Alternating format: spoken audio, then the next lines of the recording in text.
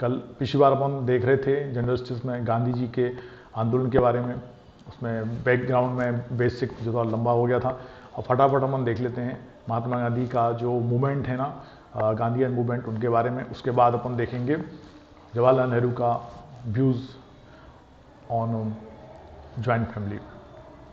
तो 13 अप्रैल 1919 जलियांवाला बाग नृशंस हत्याकांड था, जिसके कारण पूरा भारत दहल गया था। जिसमें जलियांवाला हत्याकांड में जनरल डायर ने आंदोलनकारियों को उस बाग के अंदर बंद करके, जो जलियांवाला बाग था, और जिस तरफ से निकलने का रास्ता था, अंधाधुंध गोलियां चलाई हैं, उससे वो नृशंस हत्या हुई है। और सविनय अवज्ञा आंदोलन जो चल रहा था महात्मा गांधी का, जो 14 सितंबर 1920 में शुरू किया था उनने, सविनय अवज्ञा आंदोलन, उसको चोरा चोरी कांड के कारण, जिसमें 22 पुलिसकर्मियों को एक साथ जला दिया था जिंदा आंदोलनकारियों ने, तो उससे दुखित होकर महात्मा गांधी ने उसको वापस ले लिया था और अनशन पर बैठ गए थे, सत्याग्रह किया था। और जब उन्होंने सरेंडर कर दिया तो पुलिस को, जो प्रशासन है, ब्रिटिश प्रशासन, उन्होंने उनको 6 साल तक जेल में रखा।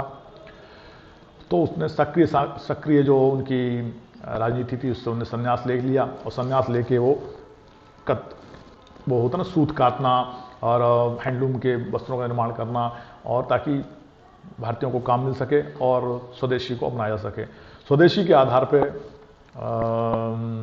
विरोध करना और जो विदेशी वस्तुओं का बहिष्कार करना, ये उनका था। वहीं 1930 में गांधी जी ने क्या किया, डांडी नामक यात्रा की और नमक कानून को तोड़ा। तो उस समय भी काफ़ी उनका सहयोग ज़बरदस्त ये देखने में आता था। भारत के हर बच्चे प्राणी उनके पीछे दौड़ते थे, उनकी चाल बड़ी तेज़ थी, दुबले पतले, काले काले, गंजे, और इतना तेज चलते थे कि लोग उनके पीछे दौड़ते थे। आध्यात्मिक शक्ति थी उनमें, अद्भुत आध्यात्मिक शक्ति थी। अबला कही जाने वाली नारी के लिए उन्होंने बहुत कुछ किया, उनको उठाने के लिए उन्होंने काफ़ी प्रयास किए हैं। स्त्रियों और पुरुषों के समान स्वतंत्रता आंदोलन में भाग लेने के लिए प्रेरित करते थे। उन्हीं की प्रेरणा से सविनय अवज्ञा आंदोलन व असहयोग आंदोलन में स्त्रियों ने भी भाग लिया था, वो बढ़ चढ़ के।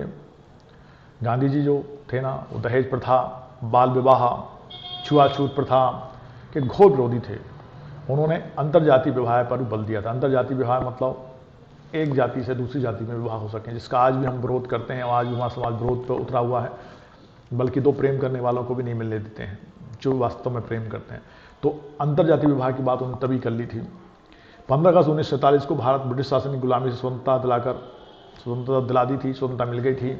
उसके बाद मैंने आपको पिछली बार बताया था कि सब तो स्वतंत्रता का जश्न मना रहे थे, वो दुखी थे, पश्चाताप में थे, ग्लानि में थे, और अपने हिंदू और मुस्लिम भाइयों को लड़ते मरते देख के उनका जो दिल था वो द्रवित था, और वो अलग ही एकांत में सभाएं कर रहे थे ताकि लोग फिर से प्रेम से रहने लगे। 21 अक्टूबर 1943 को महात्मा गांधी को राष्ट्रपिता का संबोधन दिया गया था, 1943 में ही दे दिया गया था। फिर 30 जनवरी 1948 को उनकी हत्या कर दी गई। वो किसने की थी हम जानते हैं, नाथूराम गोडसे ने उनको गोली मार दी थी। वहीं राजनीतिक सिद्धांतों और विचारों के जनक जो गांधी जी हैं, अहिंसावादी विचारधारा के प्रबल पोषक और सत्य और सद्भाव पर चढ़ने वाले थे। जो मैंने आपको बताया था, सत्य के प्रति उनकी गहरी प्रीति थी, क्योंकि सत्य जो था वो उनको बचपन से ही मिल गया था। हरिश्चंद्र की कहानी से वहाँ उसको प्रेरणा मिल गई थी, उसके आधार पर वो जीवन में उन्हें सत्य को आरूढ़ कर लिया था। महात्मा गांधी स्त्री को पूर्णतः भारतीय नारी की छवि में ढलना चाहते थे, जो अबला ना होकर आत्मनिर्भर हो, दुर्गा की तरह शक्ति और आत्मबल की प्रतिभूति हो। दुर्गा माँ का हम नाम जानते हैं। दुर्गा मतलब जो दुम दुर्गा यही नमः, मतलब दुष्टों का दलन करने वाली है ना। उसे अपने मंत्र भी कहते हैं अपन, नमस्तस्यै नमस्तस्यै नमस्तस्यै नमो नमः, या देवी सर्वभूतेषु मातृरूपेण संस्था, नमस्तस्यै नमस्तस्यै नमस्तस्यै नमो नमः, या देवी सर्वभूतेषु शक्ति रूपेण संस्था, नमस्तस्यै नमस्तस्यै नमस्तस्यै नमो नमः। मतलब माँ हर रूप में है, दुर्गा के रूप में है, काली के रूप में है, भवानी के रूप में। मैंने ये आपको भी बताया था कि जब वो अपने रूप में आती है, अपने व्यापक रूप में आती है, और गुस्से में आती है या कुटिलता पे आती है, तो इतना कुटिल नारी के बराबर कोई नहीं हो सकता है। और दूसरा, जब नारी बिगड़ने पे आती है तो नारी के बराबर बिगड़ने वाला भी कोई नहीं हो सकता है।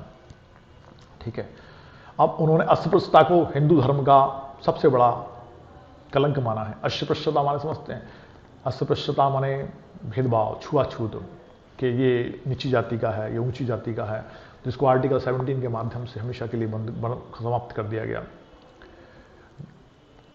उन्होंने हरिजनों को मंदिरों में प्रवेश दिलाया, उनके साथ बैठकर प्रार्थना करने की परिपाटी प्रारंभ की, मतलब उनने खुद से प्रारंभ किया। मैं आपको बताना चाहता हूँ कि हम यदि कहीं भी समाज में सुधार करना चाहते हैं या राष्ट्र में सुधार करना चाहते हैं या हमें कहीं भी सुधार करना चाहते हैं तो सबसे पहले हमको सुधार अपने आप में करना पड़ेगा। जो हम अपने आप में सुधार कर लेंगे तो उस सुधार का प्रभाव दूसरों पर पड़ता है। हम यदि दूसरों से कहते हैं ऐसा मत करो वैसा मत करो तो वो बात नहीं मानेंगे, लेकिन जब हम करेंगे वो तो लोग फिर हमारा फॉलो अप करते हैं और हमारे पीछे चलते हैं, है ना। तो हमेशा ध्यान रखें कि हम दूसरों में सुधार करने की अपेक्षा खुद में सुधार कर लें। Harijan Sevak Sangh servants of India society हरिजनों के उत्थान के लिए कार्य करती थी, है ना। अब महात्मा गांधी के बारे में थोड़ा सा हम जान लेंगे, क्योंकि महात्मा गांधी के बारे में हम पढ़ रहे हैं। जो महात्मा गांधी हैं को ब्रिटिश शासन के खिलाफ भारतीय राष्ट्रीय आंदोलन का नेता और राष्ट्रपिता माना जाता है।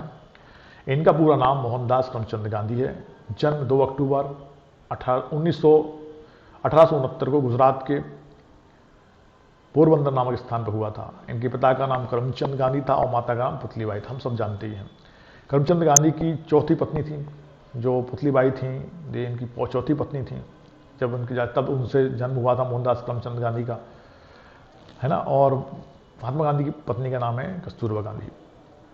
गांधी जी के परिवार की जो माँ है, गांधी जी की माँ पुतलीबाई अत्यधिक धार्मिक थी। उनके धार्मिक होने का प्रभाव ये हुआ कि वो अपनी माँ के साथ जो प्लेस होते हैं गाँव में नुक्कड़ों पे, और पहले ऑर्केस्ट्रा होती थी और छोटे छोटे नाटक होते थे, रामलीला होती थी, कृष्ण लीला होती थी। तो ऐसे एक चरित्र हो रहा था, मैंने आपको बताया था हरिश्चंद्र का। तो हरिश्चंद्र का चरित्र तुमने देखा था, उसका प्रभाव उनके जीवन पर आजीवन रहा। और शाकाहार और आत्मशुद्धि, उपवास और विभिन्न पंथों को मानने वालों के बीच उन्होंने परस्पर सामंजस्य स्थापित किया है। गांधी जी विद्यार्थी के रूप में कैसे थे, तो मोहनदास एक औसत विद्यार्थी थे, बहुत ज़्यादा इंटेलिजेंट या बहुत तेज नहीं थे। हालांकि उन्होंने यदा कदा पुरस्कार और छात्रवृत्तियाँ भी मिलती रहती थीं। पढ़ाई व खेल दोनों में ही तेज नहीं थे। बीमार पिता से की सेवा करके घरेलू कामों में माँ का हाथ बटाना, समय मिलने पर दूर तक अकेले सैर पर निकलना उन्हें पसंद था। मतलब एकांतवासी थे, कहते हैं ना एकांतवास हो लघु भोजनादो मौनम निराशा करुणा विरोधम, मतलब एकांत प्रिय थे, हर चीज़ में बहुत अव्वल नहीं थे, लेकिन माँ बाप की सेवा करना उनका धर्म मानते थे और उसको बड़े मन लगाया करते थे। उन्हीं के शब्दों में उन्होंने बड़ों की आज्ञा का पालन करना सीखा। उनमें भी मीन मेक निकालना उन्होंने नहीं सीखा। बड़े अभी आजकल के बच्चों को आप देखो, माँ बाप से पे कितना चिल्लाते हैं, जैसे वो तो कुछ भी समझते ही नहीं हैं। हम थोड़ा सा पढ़ लिख के जाते हैं अपने माँ बाप को, हम समझते हैं कि ये तो कुछ समझते ही नहीं है। ऐसा नहीं है, माँ बाप तो माँ बाप होते हैं और माँ बाप की हमको आज्ञा का पालन करना, उनके साथ सम्मान के साथ बात करना, अपनी माता से सम्मान की बात चाहिए। यदि हम इस कर्तव्य का निर्वहन करते हैं तो हम आगे बढ़ सकते हैं, क्योंकि इस संसार में माँ बाप से बढ़ के कोई नहीं होता, वो साक्षात ईश्वर का रूप है। वहीं आगे लिखते हैं, उनकी किशोरावस्था उनकी आयु वर्ग के अधिकांश बच्चों से अधिक हलचल भरी नहीं थी। हर ऐसी नादानी के बाद वह स्वयं वादा करते फिर कभी ऐसा नहीं करूंगा। मतलब आजकल गलती हो जाती है तो हम उस गलती को बार बार रिपीट करते रहते हैं।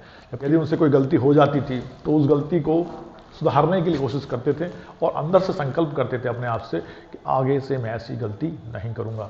यही तरीका है सुधार का, कि हम होने वाली गलती को दोबारा से रिपीट नहीं करें और संकल्प करें कि हम दोबारा से गलती नहीं करेंगे और अपने वादे पर अटल रहते थे। उनमें आज सुधार की जो जलती रहती थी, जिसके कारण उन्होंने सच्चाई और बलिदान के प्रतीक प्रहलाद और हरिश्चंद्र जैसे पौराणिक हिंदू नायकों को सजीव आदर्श के रूप में अपनाया है। प्रहलाद का नाम सुना ही है हमने। प्रहलाद और राजा हरिश्चंद्र की उन्हें कहानियाँ सुनी थी। पहले उससे उनको दृढ़ संकल्प हो गया था कि ईश्वर है, सत्यनिष्ठ लोगों की मदद करता है, ईमानदार लोगों के साथ है, और उसी आधार पर वो आगे जाके जीत पाए हैं। अब युवावस्था में गांधी जी की जो कंडीशन है वो है 1887 में मोहनदास ने जैसे तैसे बम्बई यूनिवर्सिटी की मैट्रिक की परीक्षा पास कर ली और भावनगर स्थित सामलदास कॉलेज में दाखिला ले लिया। अचानक गुजराती से अंग्रेजी भाषा में जाने से उन्हें व्याख्यानों को समझने में कुछ दिक्कत होने लगी, मतलब इंग्लिश समझ में दिक्कत हो रही थी। इस बीच उनके परिवार में उनके भविष्य को लेकर चर्चा चल रही थी। अगर निर्णय उन पर छोड़ा जाता तो वह डॉक्टर बनना चाहते थे, ठीक है। लेकिन वैष्णव परिवार में चीड़ फाड़ की इजाज़त नहीं थी। डॉक्टर बनेगा तो चीड़ फाड़ करेगा, ऑपरेशंस करने पड़ते हैं डॉक्टर्स को। साथ ही यह भी स्पष्ट था कि यदि उन्हें गुजरात के किसी राजघराने में उच्च पद प्राप्त करने की पारिवारिक परंपरा निभानी है तो उन्हें बैरिस्टर बनना पड़ेगा, ठीक है। उन्हें कोई बड़ा पद चाहिए है तो बैरिस्टर बनना पड़ेगा, मतलब वकील बनना पड़ेगा। और ऐसे में गांधी जी को इंग्लैंड जाना आवश्यक हो गया। यूं भी गांधी जी का मन उनके सामलदास कॉलेज में कुछ खास नहीं लगता था, इसलिए उन्होंने इस प्रस्ताव को सहज स्वीकार कर लिया। उनके युवा मन में इंग्लैंड की छवि दार्शनिकों और कवियों की भूमि संपूर्ण सभ्यता के केंद्र के रूप में थी। मतलब उनके दिमाग में जो छवि थी इंग्लैंड की, वो विषय विलास से संबंधित नहीं थी। वहाँ जाऊँगा, घूमूंगा फिरूंगा, दोस्ती क्या करूँगा, गर्लफ्रेंड बनाऊँगा, बॉयफ्रेंड बनाऊँगा, नो। उनके दिमाग में था कि एक दार्शनिकों की, फिलोसफर्स की भूमि है और कवियों की भूमि है। पोइट होते हैं, मतलब कवि होते हैं, उनकी भूमि है, वो पोइट्री लिखते रहते हैं। तो वो उनके दिमाग में जो छवि थी वो दार्शनिक टाइप की थी। वहाँ पहुँचने के 10 दिन बाद वह लंदन के 4 कानून महाविद्यालय में से एक इंटर टेम्पल में दाखिला मिल गया उनको। 4 कॉलेज में से एक कॉलेज था, उसमें उसका दाखिला हो गया। 1906 में ट्रांसवाल सरकार ने दक्षिण अफ्रीका की भारतीय जनता के पंजीकरण के लिए विशेष रूप से अपमानजनक अध्यादेश जारी किया। भारतीयों ने सितंबर 1906 में जोहान्सबर्ग में गांधी जी के नेतृत्व में एक विरोध जनसभा का आयोजन किया और इस अध्यादेश के उल्लंघन तथा उसके परिणाम स्वरूप दंड भुगतने की शपथ ली, ठीक है। इस प्रकार सत्याग्रह का जन्म हुआ। पहला सत्याग्रह किया 1906 में इनका सत्याग्रह हुआ है। उसके बाद झेलने की, मतलब उसके बाद जो वेदना पहुंचाने के बजाय उन्हें झेलने के विद्वेषहीन विरोध, मतलब जो विरोध करेंगे तो ऐसा करेंगे अहिंसा के माध्यम से करेंगे, किसी को कष्ट नहीं पहुंचाएंगे, किसी को वेदना नहीं पहुंचाएंगे, खुद कष्ट झेलना है। विद्वेषहीन प्रतिरोध, मतलब कोई प्रतिरोध नहीं और विरोध पूरा करेंगे। बिना हिंसा के उससे लड़ने की नई तकनीक उनके पास थी, ठीक है। इसके बाद दक्षिण अफ्रीका में 7 वर्ष से अधिक समय तक संघर्ष चला। इसमें उतार चढ़ाव आते रहे, लेकिन गांधी के नेतृत्व में भारतीय अल्पसंख्यकों के, मतलब भारतीय कहाँ, दक्षिण अफ्रीका के भारतीयों के लिए लड़ रहे हैं वो। इसमें उतार चढ़ाव आते रहे, लेकिन गांधी जी के नेतृत्व में भारतीय अल्पसंख्यकों के छोटे से समुदाय ने अपनी शक्तिशाली प्रतिपक्षियों के खिलाफ संघर्ष किया। सैकड़ों भारतीयों ने अपने स्वाभिमान को चोट पहुंचाने वाले इस कानून के सामने झुकने के बजाय अपनी आजीविका तथा स्वतंत्रता की बलि चढ़ाना ज़्यादा पसंद किया। मतलब आजीविका और स्वतंत्रता की बलि चढ़ा दी। हमें स्वतंत्र नहीं रहना है, हमको अपनी आजीविका नहीं चाहिए, लेकिन हम इस कानून का विरोध करते हैं और विरोध करते रहे। और साथ दे रहे थे दक्षिण अफ्रीका में कौन, आपके महात्मा गांधी। अब गांधी जी जब भारत लौट आए, ये 1906 की घटना है। अब गांधी जी जब लौट आए हैं, सन 1914 में गांधी जी भारत लौट आए, 1914 में वो रिटर्न हो गए हैं। देशवासियों ने उनका भव्य स्वागत किया है जब वो चंपारण आंदोलन जीत गए और वहाँ पे जो अल्पसंख्यक भारतीय थे उनको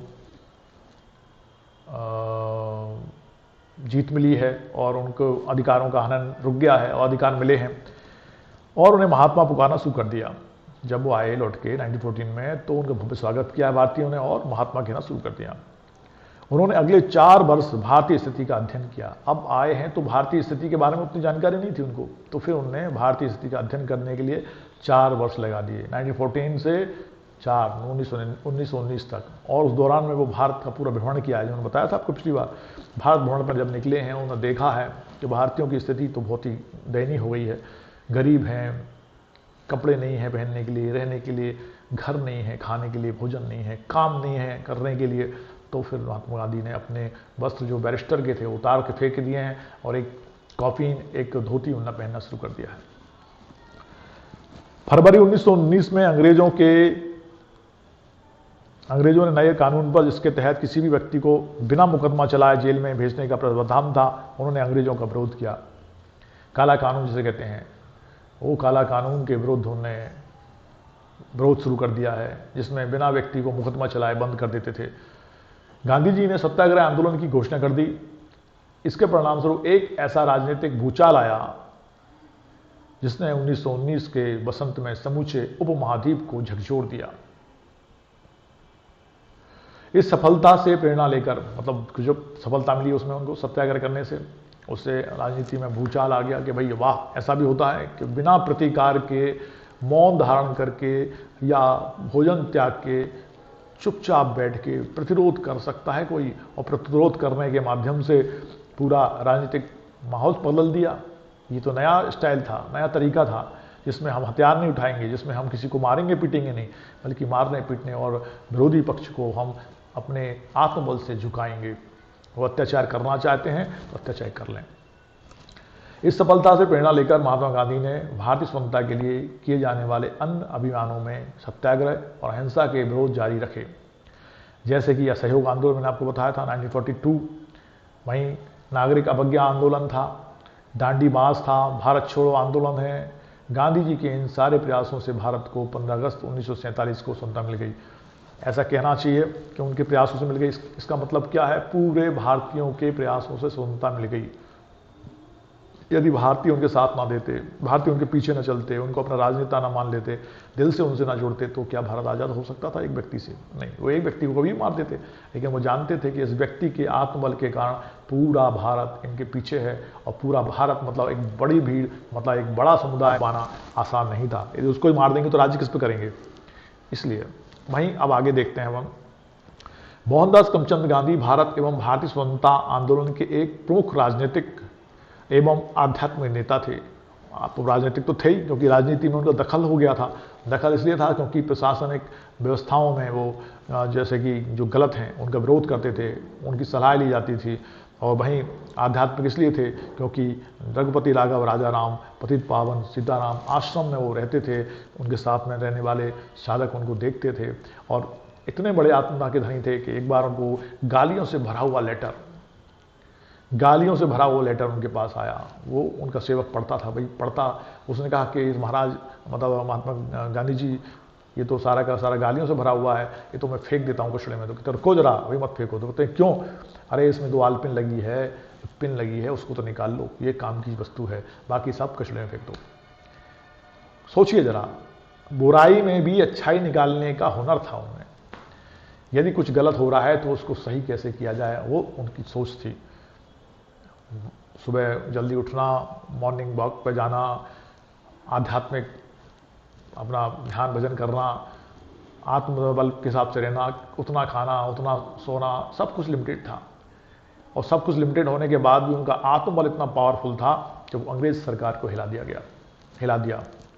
आखिरकार अंग्रेज शासन को समझौता करना पड़ा और जाना पड़ा। बस जाते जाते वो अंग्रेजों, पुलिस, मुसलमान और हिंदुओं में फूट डाल के चले गए, जिन्ना और नेहरू के माध्यम से। और उससे हुआ क्या कि आज विभेद हो गया और हमारा भारत पाकिस्तान अलग हो गया।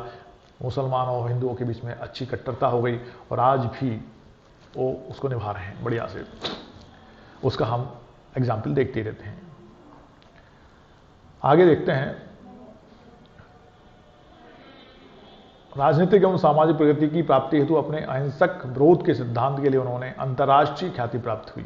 अंतर्राष्ट्रीय ख्याति प्राप्त हुई तो हम कहने की आवश्यकता नहीं है मुझे, क्योंकि होल वर्ल्ड जितनी भी कंट्रीज हैं 216, उन सब में भारतीयों को, वो आपके महात्मा गांधी को जानते हैं और आज भी पूछते हैं। विश्व पटल पर महात्मा गांधी सिर्फ एक नाम ही नहीं, अपितु शांति और अहिंसा का प्रतीक है। शांति, पीस और अहिंसा, नॉन वायलेशन नहीं, इनका प्रतीक है। महात्मा गांधी के पूर्व भी शांति और अहिंसा के बारे में लोग जानते थे, परंतु उन्होंने जिस प्रकार सत्याग्रह, शांति व अहिंसा के रास्तों पर चलते हुए अंग्रेजों को भारत छोड़ने पर मजबूर कर दिया, ऐसा तो देखने में बाद में नहीं आया है। हाँ, तभी तो संयुक्त राष्ट्र संघ ने भी वर्ष 2007 यूनाइटेड स्टेट्स संयुक्त राष्ट्र संघ ने भी वर्ष 2007 से गांधी जयंती को विश्व अहिंसा दिवस के रूप में मनाए जाने की घोषणा की है। 2007 से गांधी जयंती को उन्हें विश्व अहिंसा दिवस के रूप में मनाया जाता है।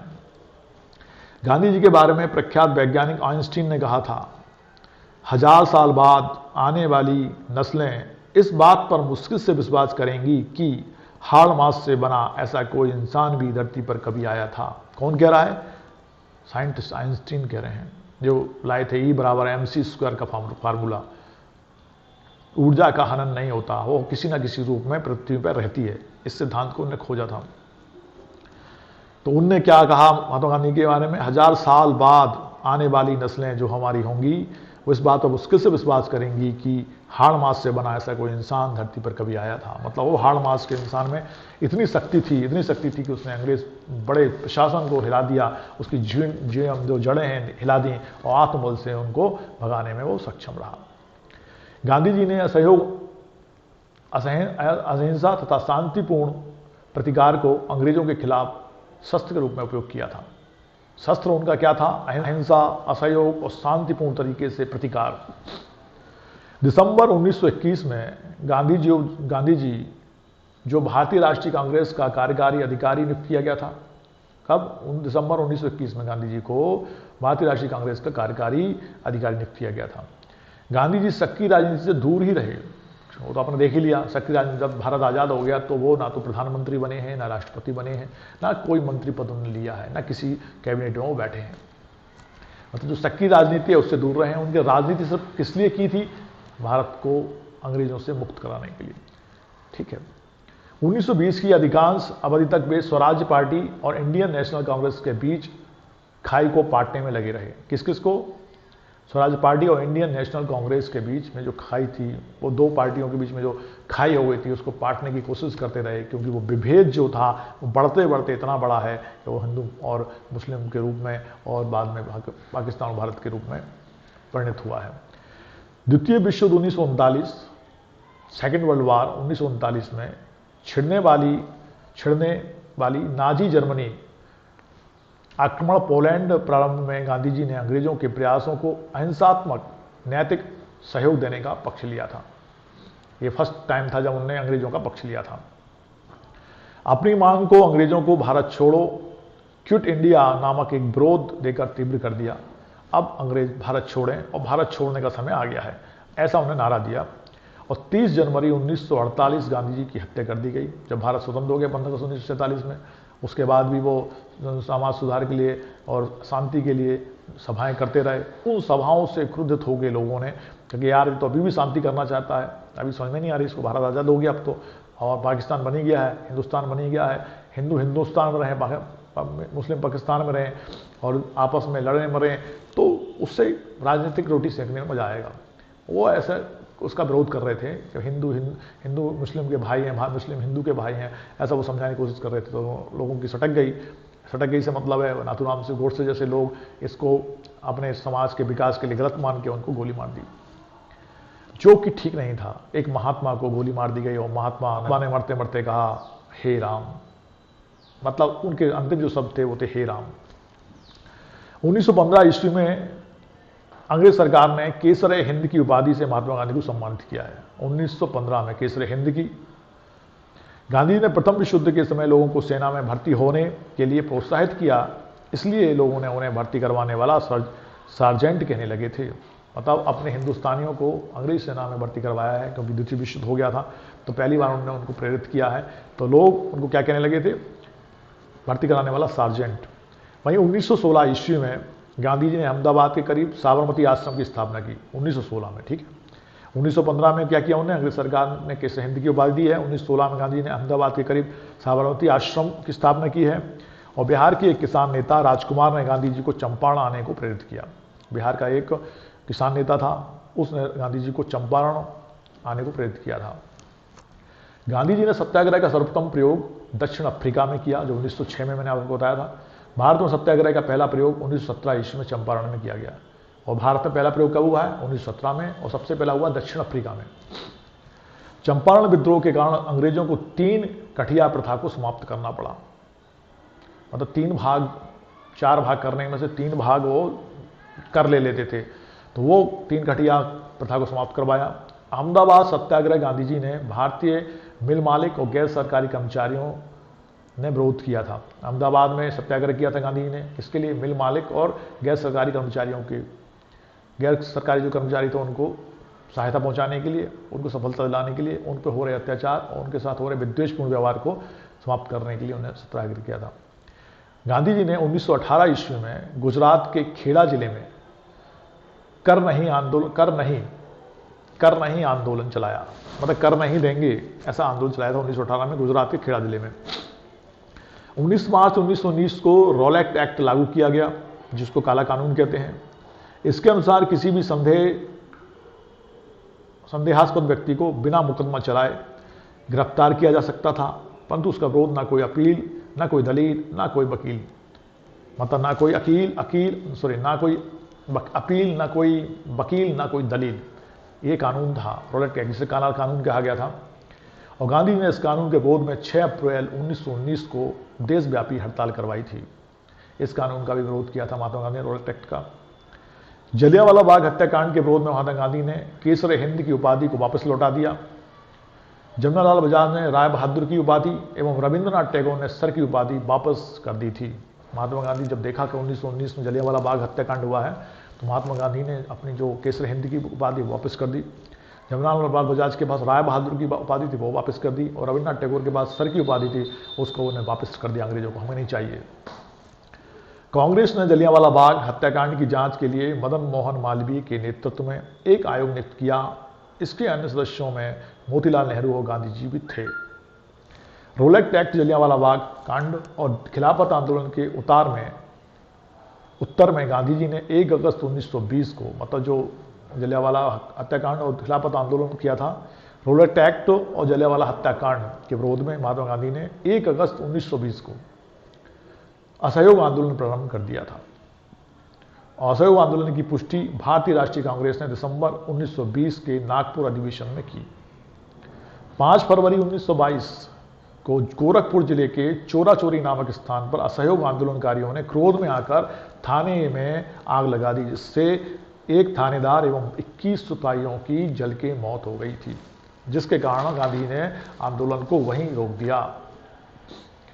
अब 13 मार्च 1922 ईस्वी को गांधी जी को गिरफ्तार कर 6 वर्ष की कठिन कारावास दे दिया गया, और स्वास्थ्य संबंधी कारणों से गांधी जी को 5 फरवरी 1924 ईस्वी को रिहा कर दिया गया। मतलब 1922 में उनको सजा मिली थी 6 वर्ष की, लेकिन उनका स्वास्थ्य इतना बिगड़ गया कि उनको छोड़ना पड़ा 5 फरवरी 1924 को।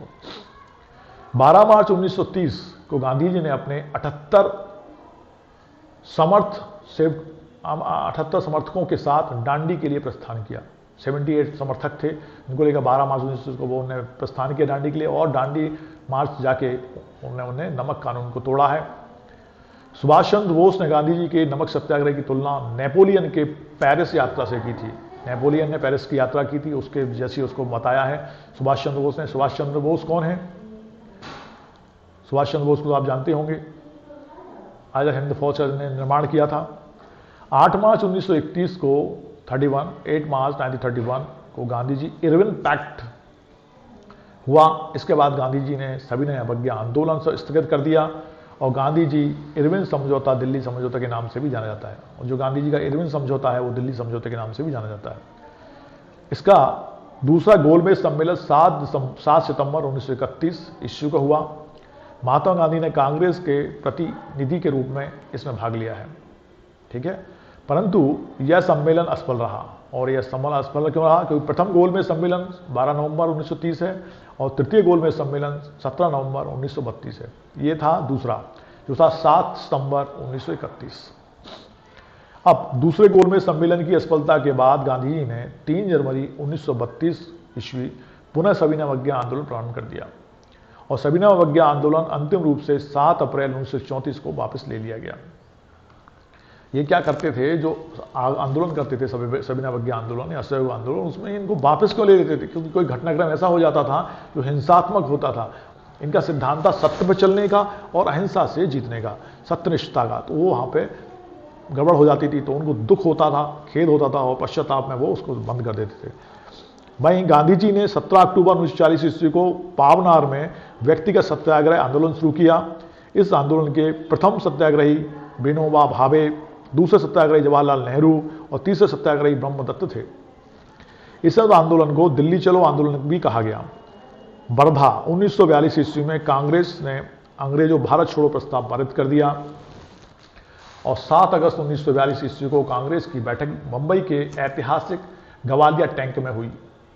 ग्वालियर में नहीं, गवालिया टैंक में हुई। गांधी के भारत छोड़ो प्रस्ताव को कांग्रेस कार्य समिति ने 8 अगस्त 1942 ईस्वी को स्वीकार कर लिया। भारत छोड़ो आंदोलन की शुरुआत 9 अगस्त 1942 ईस्वी को हुई थी। इसी आंदोलन में गांधी जी ने करो या मरो का नारा भी दिया था। एक क्वेश्चन आपके जनरल नॉलेज के रूप में आते रहते हैं एग्जाम में कि करो और मरो का नारा किसने दिया, तो महात्मा गांधी ने दिया है 9 अगस्त 1942 ईस्वी को।